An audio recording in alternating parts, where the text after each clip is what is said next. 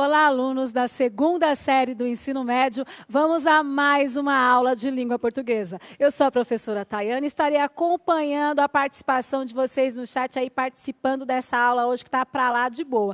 E se vocês quiserem saber também sobre o spoiler das nossas aulas, você pode acompanhar o nosso Instagram, Língua Portuguesa, CMSP_EM. Mas vamos para a aula de hoje que vai misturar aí matemática, geografia, história, língua portuguesa, o que couber, sei lá mais o que, com ele, o professor Mauro Marcel. Exatamente, misturando matemática, geografia, história, língua portuguesa e o que mais couber. Hoje vou me arriscar a falar de assuntos que eu não tenho tanta segurança, mas tenho certeza absoluta que reconhecer que não sabe das coisas é o caminho para aprender, né? Então, hoje é uma aula que vamos aprender bastante, falaremos muito sobre tabelas, gráficos, falaremos sobre história, falaremos sobre tecnologia da informação e do conhecimento, mas antes, professora, quais são as habilidades e os objetivos da aula de hoje? Primeiro vamos aí aos objetivos da aula, né, que é ler textos multimodais. E aí na tela nós temos o QR Code, né, do Caderno Aprender Sempre. Você que não está com o caderno em mão, você pode baixá-lo, né, dar um print aí na tela. E agora não vai dar tempo porque a aula é muito dinâmica, mas está aí, se você precisar, depois volte nesta aula. E a habilidade, professora? Vamos à habilidade essencial, utilizar procedimentos iniciais para a elaboração do texto, estabelecer tema, pesquisar ideias e dados, planejar estrutura, formular o projeto de texto. Vamos lá, quero aprender. Ou seja, a ideia de hoje é a gente pensar como a gente formula um projeto de texto, como a gente organiza. A ideia de hoje não, né? A habilidade essencial que estamos trabalhando desde a primeira aula do retorno, né? Ou seja, a terceira aula com essa mesma habilidade. E para continuar, vamos a uma pergunta que você, por favor, responda para nós em 30 segundinhos, porque a coisa é bem dinâmica enquanto estou falando. Olha só, eu estou falando agora para que você tenha mais tempo de pensar a respeito. O que são as TICs? Então, olha só, as TICs, T-I-C, é uma sigla. Então, 30 segundos, voltamos em instantes.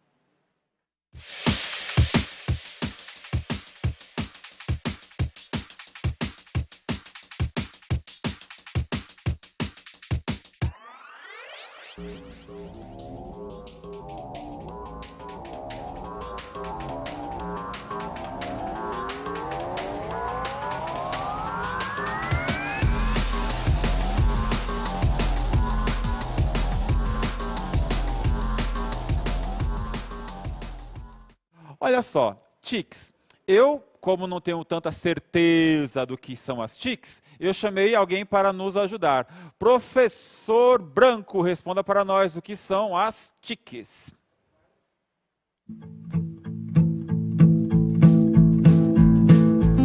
Nesse vídeo de hoje vamos falar sobre TICs, tecnologias da informação e comunicação. O objetivo principal é definir ou criar um conceito sobre isso. Sim, eu sei, já existe um conceito, mas os conceitos são como a fotografia de um doce. Bonitos, aparentemente gostosos, mas sem experimentar nunca saberemos o gosto real ou se gostamos mesmo ou não. Tecnologias da informação e comunicação. Vamos dividir essa expressão em três. E o assunto em inglês. 3 partes: tecnologia, informação e, por fim, comunicação. Tecnologia é o instrumento, necessariamente é concreto, ou seja, ele é físico. O computador, o celular, o livro, a apostila, a sala de aula, o data show. Tecnologias. Tecnologia significa a materialização da engenhosidade para algum fim. Tanto o giz que utilizamos nos quadros negros e verdes, como o data show, são tecnologias. Mas atenção que o conceito evolui e nos complica um pouco. Quando estabelecemos espaços como sendo também tecnologia. Uma sala de aula é física, tecnologia, tanto quanto uma sala de aula virtual. Nessa balada, o e-mail, os aplicativos de celular são compreendidos como espaços não físicos, mas reais mesmo que virtuais. Vamos deixar essa questão um pouco para um outro momento e vamos para o próximo. Informação. Informação são dados, são elementos que recebemos do mundo ao nosso redor. Um comerciante da antiguidade que vivia aos 60 anos, morou numa cidade, tratou de negócios com viajantes do mundo inteiro e conversou ainda com um monte de gente. Por incrível que possa parecer, uma criança hoje, com poucos anos de idade, já recebeu mais informação que esse comerciante. Mesmo que ele viva ainda muitas vidas, ele não vai chegar a isso. Essa informação não é conhecimento, não é sabedoria. A informação, quando se transforma em comunicação, eu consigo entender o que está acontecendo. Senão, é só isso. Um exemplo é o da matemática. Eu recebi todas as informações, não aprendi nada. Por fim, eu não sei matemática. Chegamos então ao terceiro ponto, da comunicação. A comunicação é a dinâmica, é movimento. É quando a informação se torna conhecimento. É quando a informação de um é mediada, que é compartilhada com o outro ou com os outros, se tornando em algo comum. É por fim a ação de pôr em comum. Quando isso se dá, isso da informação passar a ser comum, significa que a mesma agora, que a mesma faz parte tanto de quem falou quanto de quem recebeu. Esse conceito comum começa a ser comum aos dois. Aquilo que falei lá no início, sobre a foto do doce. A foto é uma informação. Comer o doce me dá a condição de conhecer realmente o doce. E o conceito passa a ser comum, agrupando esses termos. Agora, como conceitos processados, vamos tentar entender o sentido. Tecnologias da informação e comunicação devem soar como algo além da sigla TIC. Devem soar como recursos que podemos utilizar para levar e mediar conhecimento aos nossos alunos. O meu Dota Show pode ser apenas um informante ou um recurso que eu posso utilizar para pôr em comum o conhecimento. Talvez você possa pensar que assim, tão fácil, o aluno vai ganhar tudo mastigado. Não vai se esforçar e assim ele não vai aprender. Primeiro, fazer esforço fica para a disciplina de educação física ou por uma avaliação cardíaca. Segundo, pôr em comum pode ser bem trabalhoso para os nossos alunos. Um exemplo, você pode contar como é descarregar um caminhão cheio, ou pode fazer ele passar por esse processo. Apenas reforçando, informação não é conhecimento. Retomando e ampliando, comunicação é quando o emissor e o receptor têm a mesma informação, ela é comum, que passa a ser então conhecimento. Esse processo é o que estabelece o ensino-aprendizagem, pois quem ensina aprende e quem aprende ensina. Atenção! Não aprendemos o conteúdo que ministramos com nossos alunos, aprendemos como ensiná-lo, aprendemos como ensinar o conteúdo e como ensinar tais alunos. Assim, o aluno que aprende nos ensina, pois quando aprendemos é quando ensinamos. Educação é pôr em comum, é comunicação. TICs são apenas recursos que podemos dispor para fazer essa comunicação. A outra parte desse assunto, TICs. Tecnologias da informação e comunicação, quando usados na educação, seja de forma minoritária ou majoritária no currículo, não caracterizam um processo de ensino como EAD, ou ainda algum tipo de flexibilização. Os TICs podem fazer parte dessas situações, mas eles são independentes. Vídeos que a gente utiliza na sala de aula são TICs. Mesmo aqueles que são elaborados ou não são elaborados para isso, se nós utilizamos eles se tornam TICs. Podemos até dizer que a comunicação que a gente tem com os nossos alunos, avisando sobre trabalhos, provas, prazos, o uso do WhatsApp.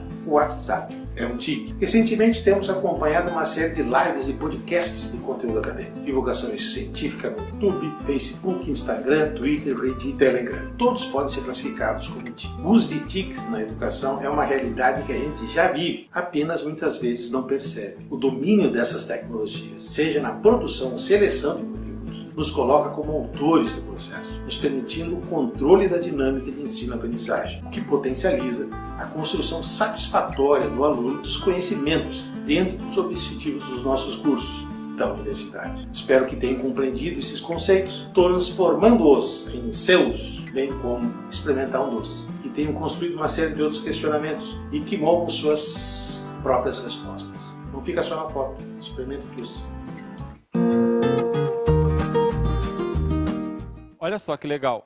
Eu sei que foi um vídeo longo, uma explicação um pouquinho longa, mas fundamental porque importante para que você consiga aprender é você saber como se estrutura o aprendizado. Por exemplo, segundo o professor Branco, nós estamos fazendo uso neste momento de uma TIC, uma tecnologia da informação e da comunicação. Ou seja, nós estamos fazendo uso de tecnologias para poder possibilitar o aprendizado. Então ele fala, o WhatsApp pode ser uma TIC, ele fala que o Instagram pode ser uma TIC, o Facebook, o YouTube pode ser uma TIC, o projetor, ou seja, tudo tudo aquilo que é utilizado em sala de aula, a internet, né, para possibilitar o aprendizado, a comunicação. E uma coisa que ele fala que é importantíssima, professora Tayana, que, na verdade, a tecnologia, a informação, a comunicação, a informação só é importante quando ela vira conhecimento. Isso é conhecimento quando a gente coloca ela em prática. E não é a quantidade, né, professor Mauro, mas a qualidade daquilo que você apreende de verdade, não que você apenas viu. E quando a gente transforma isso, por exemplo, você saber matemática e você só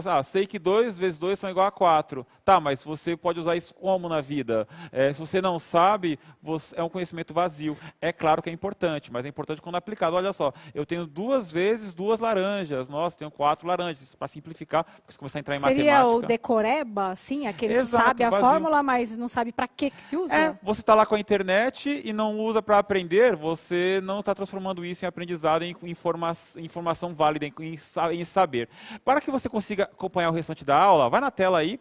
Tá? Você pode, na página 13 do Caderno Aprender Sempre, você acompanha o detalhe do gráfico que nós vamos apresentar para vocês agora. Só que olha só, vamos deixar um pouquinho mais na tela, que se você não tiver o Caderno Aprender Sempre, para você conseguir baixar o caderno, né, o livro, na página 13. Mas nós vamos colocar aqui para você ver. Olha só, baixa, mas vamos ver este gráfico, esse está na página 11. Tá bom? O aluno pode pegar o caderno do aluno, né? Exato. E lembrando também que se você não conseguir pegar tudo agora, nós temos o recurso de você assistir essa aula depois, dar uma pausa na sala. A gente não tem como fazer isso na sala ao vivo, né? Na sala de aula, não no remoto, mas lá no presencial. Mas aqui é uma outra estratégia. Um gráfico como esse aqui, olha só, um gráfico como esse dá para trabalhar durante 2, 3 aulas. Aqui vai ser bem rapidinho, mas de maneira bem dinâmica. Olha só, nós temos um gráfico escrito aqui: domicílios em que havia utilização da internet por situação do domicílio, ou seja, domicílios, casas que faziam uso de internet no Brasil. Então aqui, ó, nesse espaço aqui, ó, temos a informação do Brasil inteiro. Tem uma verde, verde, Mauro? Vermelho é o total. Ah, tá. Verde é o total de quem tem internet no Brasil. 79% dos domicílios brasileiros têm internet. Na região urbana, ou seja, nas cidades, região urbana, né, asfalto, 83%. 49% na área rural, ou seja, no campo, laranjinha. Então, ou seja, essa é a informação. Aí temos informação da região norte, nordeste, sudeste, sul e centro-oeste, são as regiões brasileiras. Eu separei com detalhes aqui. Por exemplo, na região norte, eu não vou ficar falando números, senão a gente vai ocupar a aula inteira, mas veja pela imagem, pelas barras, né? Verde, vermelho e laranja. Verde, vermelho e laranja. Ou seja, na região norte, as pessoas na região urbana, na área urbana, 83%. No norte, na rural, 33%. Olha só a diferença, né?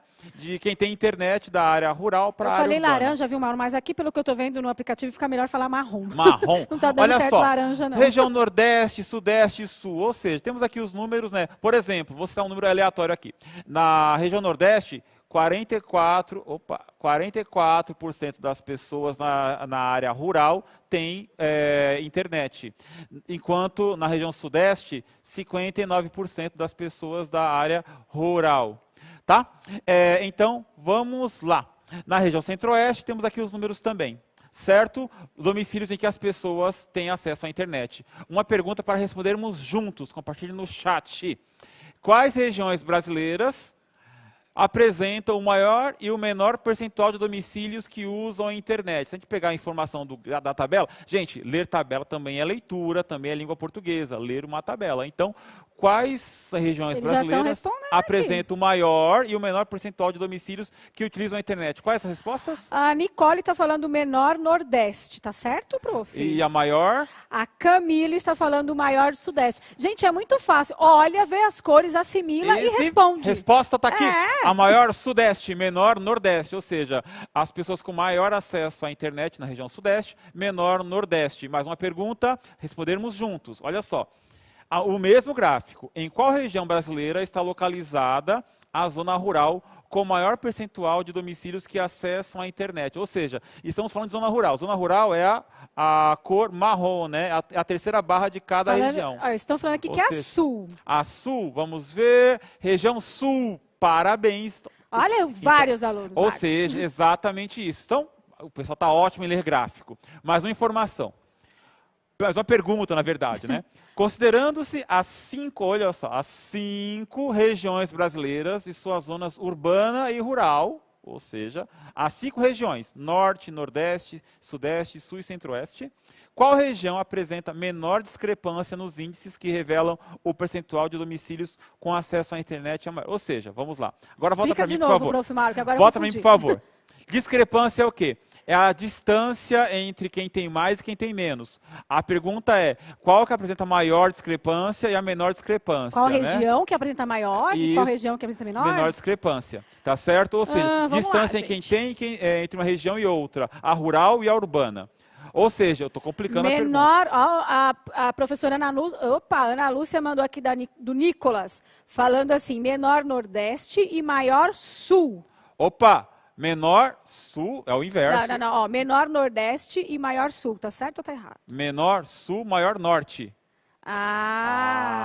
Tem a aluna aqui que acertou. A Gabriele. Menor Isso, Gabriele. Sul, maior norte. Ou seja, temos aqui, professora Noêmia. Norte, olha a discrepância, e a sul, olha a discrepância, como ela é bem menorzinha. Aqui nós temos o quê? 23, né? Aqui nós temos 50% quase, né, aqui a região norte. Então, ou seja, a maior discrepância é na região norte, com quase 50% de distância entre a região urbana e a região rural. Enquanto na sul, 61%, 23% até 84%, né, mais ou menos. Então é por aí. Eu estou arredondando tudo, professor de língua portuguesa gosta de arredondar as coisas, né? Vai ficar mais fácil. Vai ficar mais fácil de comunicar. Eu estou aqui agora com vocês apresentando um gráfico. Vamos sair da apostila. Agora esse gráfico é para ampliar o conhecimento, né, professor? Esse gráfico não está no caderno Aprender Sempre para ampliar o nosso conhecimento. Olha, o nome do gráfico acompanhe na tela, Gráfico Indicador do PIB dos Estados Unidos. O que é PIB? PIB. Opa, perguntei para você, o que é PIB? PIB significa Produto Interno Bruto. É a soma das riquezas dos países, a soma das riquezas produzido pelo país ao longo de um ano. Por exemplo, produziu automóvel, escada, carro, cadeira, computador, televisão, todo que é produzido no país. Quanto foi? Trilhões, bilhões? Quanto maior a produção, maior o PIB? Exatamente. É isso? O ideal seria que o PIB sempre fosse para o alto. Certo? Estou aqui mostrando para vocês. Sempre produzindo mais, é isso? O ideal segundo a lógica capitalista. Tá bom? Segundo a China, desculpa. Exato, segundo a China. Estou falando que eu ia misturar tudo hoje? É um exemplo, brincadeira, gente. Agora, olha só. Nós aqui temos o PIB dos Estados Unidos, segundo a lógica capitalista, né? Produzir mais. Só que nós temos aqui, olha, 1910, 1920, 1930, 40, 50, 60. E temos uma queda neste período aqui. Ou seja, a produção americana sofreu uma queda vertiginosa, né, na década de 30 para 40. Então, olha só, vamos pensar junto. Quais são os anos contemplados no gráfico? 1910, 1920, 30, 40, 50 e 60. Foi até 60, de 10 Exato. a 1910. Ou seja, na primeira metade do século XX, né? Agora, olha só. Pergunta para vocês, porque estamos misturando tudo. Eu falei de geografia agora há pouco, falei de TICs e tal. Tá porque, olha só, misturando tudo aqui. Quer ver? A mistureba. Olha só. Por que eu estou fazendo essa mistura? Volta para mim, por favor. Por que eu faço essa mistura? O professor falou que para uma informação fazer sentido, a gente tem que colocá-la na prática. Nós aprendemos agora há pouco a olhar gráfico. Foi um gráfico de barras, tá? Ou seja, para que o gráfico faça sentido para nós temos que trazê-lo para a nossa realidade, transformá-lo em conhecimento. Então, temos um gráfico, agora sim na tela. Um gráfico apresentando uma queda vertiginosa entre 1930 e 1940. E a pergunta que vou deixar 1 minuto para você responder. Acho que nem precisa, Mauro. Qual fato histórico compreende o período destacado pela faixa rosa e ajuda a explicar a queda acentuada no gráfico? Para pensar um pouquinho, 1 minuto e já voltamos.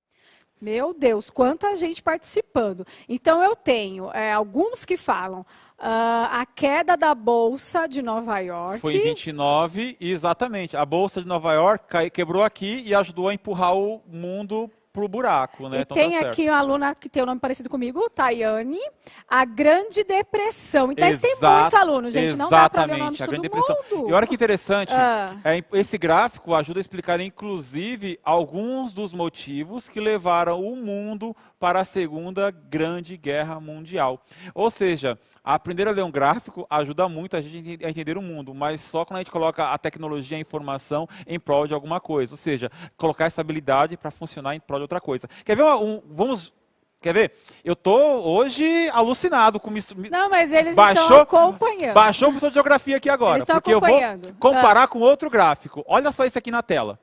Esse gráfico aqui, a produção industrial dos Estados Unidos, de 28 a 39. Note a comparação aqui. Olha nesse gráfico aqui, olha só. Neste gráfico, nós temos a produção que caiu, depois subiu. E nós temos aqui a produção industrial que caiu também. Ou seja, a produção industrial cai, ou seja, o PIB cai também. Coincidentemente, entre 32 e 33, 34, eles não estão 40. conseguindo chegar à data, professor. Eu sei, eu também. Até aqui está difícil de entender, mas de entender não, né? De eu ver a data. Mas assim, tá aqui. 20, 21, 30, 31, 32, 33. E só os alunos aqui, o Gustavo está falando assim, os dois gráficos conversam. É isso que você tem que entender. Maravilhoso. Quer ver uma coisa muito mais louca agora? Olha só esse outro gráfico. Olha só esse aqui. Conversando. Sabe por que tem duas cores? Nesse gráfico aqui, porque olha só, nós temos aqui entre 30 e 40 de novo. 30 e 40 de novo. E nós temos aqui o quê? Índice de desemprego. O desemprego, 5%, 5%, 5%, 5%, 5%. Quando chega na Grande Depressão, o desemprego sobe e atinge 20 e poucos por cento. Ou seja, 2 em cada 10 americanos estavam desempregados. Então, produz menos, eu tenho menos empregos. Menos produção, mais desemprego, e o PIB cai. Ou seja, estamos transformando dados em informação e estamos transformando isso em conhecimento, em saber. Ou seja, apenas quando os dados começam a trazer para a gente algo de valor, que é o quê? Informação, saber, a gente está transformando isso em algo útil, dar né? significado àquele gráfico, né, professor? Mas que um gráfico, eu estou entendendo, mas o que significa isso para a sociedade, para aquela época, bem interessante. Exatamente, eu fiquei tão empolgado falando de gráfico aqui que eu até me perdi. Olha, nossa, gente, olha a visita que nós temos aqui na aula, segunda série do ensino médio, aguardem, daqui a pouco eu aula com vocês. Ao vivo. Invadir a nossa aula, gente. Então, para terminar a nossa aula, depois da nossa visita, olha só. Uma última pergunta para respondermos juntos. De acordo com a leitura dos gráficos, o que podemos entender a respeito da década de 30 nos Estados Unidos? Então, agora fechando o assunto, Fechando esse assunto do gráfico nesta época. Podemos entender o quê? Já estão participando? Eles começaram a rir com o Giba, eles se perderam um pouquinho, mas voltando aqui, a crise, a depressão, que teve queda de emprego, falam que eu falo muito alto, baixa o som aí do microfone, então você pode baixar o volume do seu celular e fica uma beleza. Então foi quando ocorreu uma grande queda do PIB. Exatamente. Uma coisa importantíssima é isso, gente, olha só para poder fechar a informação. A aula aqui não foi sobre PIB, a aula foi sobre o quê? Como a gente utiliza um gráfico e faz ele criar sentido. No começo falamos sobre o quê? Tecnologia da informação. Olhar apenas aquelas barrinhas, elas não estão dizendo nada se você só olha só um monte de barra. Quando a gente começa a discutir, por exemplo, por que na região norte tem menos internet do que na região nordeste, por exemplo, ou na região sul, ou na região sudeste? Por que na região sudeste tem mais? Porque na região rural tem menos internet que na região urbana. Então a gente começa a debater, discutir e a gente cria significados. Aí sim a gente começa a colocar a informação a favor do saber. Aí nós aprendemos, podemos debater e podemos nos nossos textos acrescentar essas informações. Porque quando a gente vai escrever alguma coisa, olha, eu vi na tabela, no gráfico tal, publicado em jornal tal, em site tal, no IBGE, um site de confiança, e lá eu vi que as pessoas que moram na região urbana do Brasil tem mais internet que a região rural. Por quê? Vamos pesquisar. Por que isso acontece? Eu não sei. Vamos pesquisar. Não saber é o primeiro passo para saber alguma coisa, para construir um texto expositivo, por exemplo. Certo? Igual o gráfico que vimos agora no final da aula. Aprender que quando o PIB cai, o desemprego aumenta. Isso é importante, tá certo? O PIB caiu, a produção caiu, ou a produção caiu, o PIB caiu, o desemprego aumentou. Certo?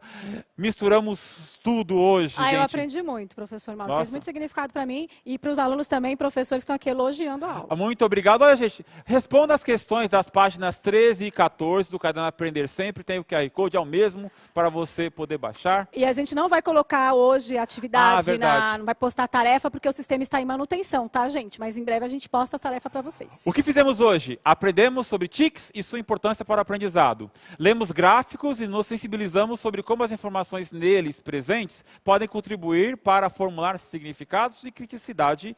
Discutimos de forma intertextual o período da Grande Depressão, que se iniciou com a quebra da Bolsa de Nova York em 29. E, por favor, diga o que você achou da nossa aula, tá o QR Code, nos avalie, não se esqueça de se inscrever no canal, compartilhar. Vá no Instagram, Língua Portuguesa, CMSP_EM. Professora Tayana, obrigado pela aula. Obrigado, alunos, adoro vocês. Você também, gente. Um prazer estar com vocês. E 6 horas, aula do professor Mauro Farias, orientação de estudos, é isso? Não perca. Não percam, gente. Estudos ainda hoje, não perca. Até quinta, gente. Tchau, tchau. Valeu. Beijo.